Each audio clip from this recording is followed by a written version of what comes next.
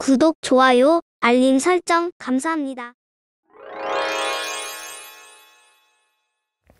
덕분입니다. 감사합니다.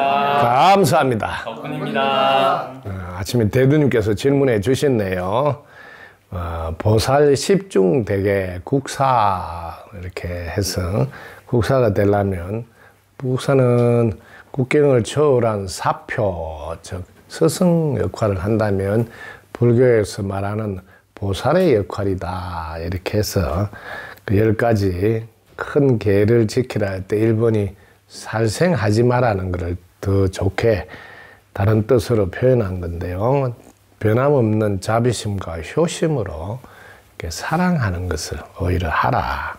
근데 여기서 보면 죽이지 말고 혹은 죽이지 않고 할 때 죽인다 하는 뜻은 절대 우리 생활에서 어떤 것이 죽이는 건지 질문을 해 주시고 또 자비심이나 효심을 어떻게 하는 게 변함없는 건가 이렇게 질문해 주셨네요. 큰 박수 부탁드립니다.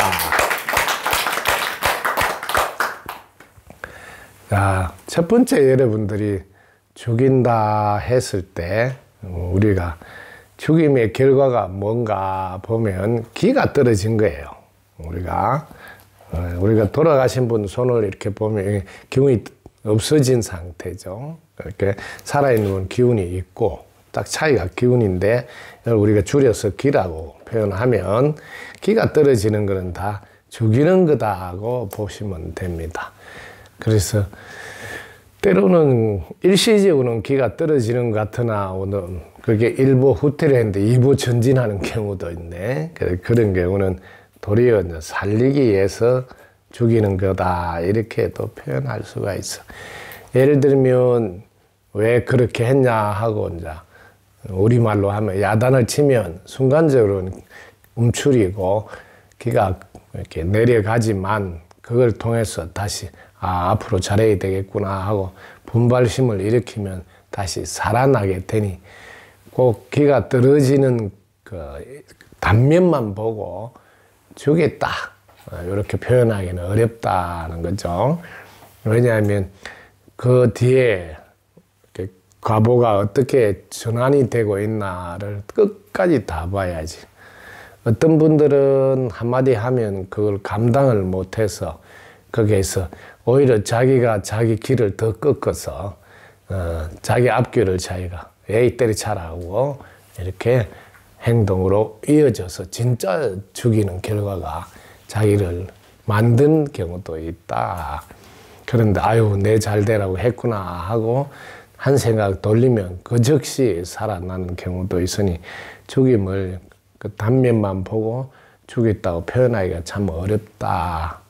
그러니까 어떻게 해야 될까? 변함없이 효심과 자비심으로 살리는 것을 해야 된다.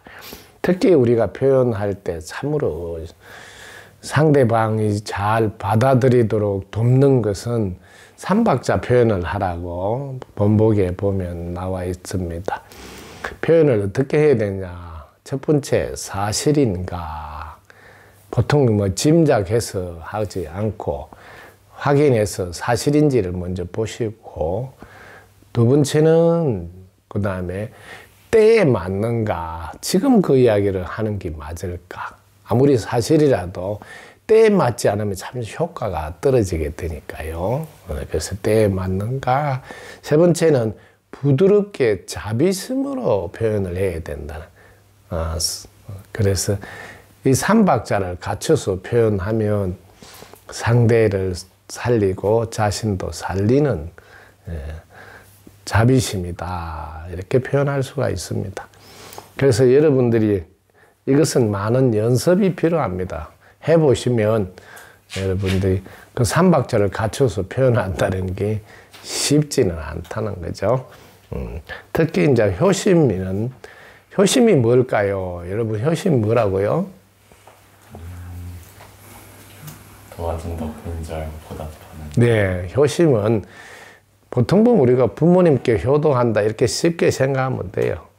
근데 그 부모가 천지 부모님이다고 범위를 넓히면 천지 부모님 도와준 덕분에 내가 살아가니 고마움으로 보답하는 마음으로 감사를 표현하는 행위들은 다 효심에서 하는 효도다. 이렇게 정리를 하시면 역시 효심으로 변함없이 하려 해도 도와준 덕분에 살아가는 줄 먼저 아셔야 하겠죠. 그리고 전체와 나의 상관관계가 하나고 한 몸이다까지 가야지 자비심으로 성화가 된다.